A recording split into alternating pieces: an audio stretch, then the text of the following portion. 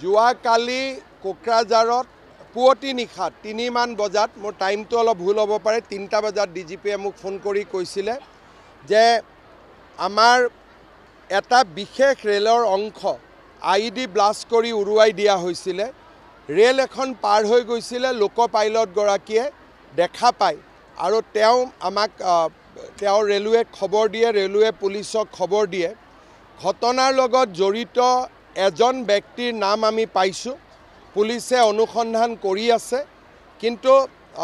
এই গোটেই ঘটনাটো যদি সেই লোক পাইলট গৰাকীৰ চকুত নপৰিলেহেঁতেন হয়তো আজি আমি পুৱতি নিশালৈ বহুত বেয়া খবৰ এটা শুনিবলগীয়া হ'লহেঁতেন মই ৰাতিয়ে কোকৰাঝাৰ পুলিচে কৈ ঘটনাৰ তদন্তও কৰে আৰু ৰাতিৰ ভিতৰতে ৰেল লাইনটো মেৰামতি কৰি দিয়াও হয় এতিয়া ৰেল লাইনত সাধাৰণভাৱে ৰেলগাড়ী চলিব আৰম্ভ কৰিছে মই ডিটেইলছ ক'ব খোজা নাই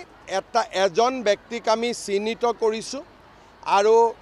সেই ব্যক্তিজনৰ বিৰুদ্ধে অসম আৰু ঝাৰখণ্ড দুইখন ৰাজ্যতে বিভিন্ন গোচৰ আছে খুব সম্ভৱ আমি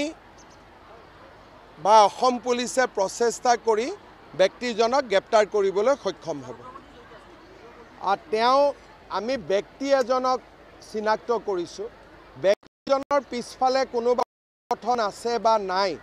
সেইটো পৰৱৰ্তী পৰ্যায়তহে ধাৰণা কৰিব পৰা যাব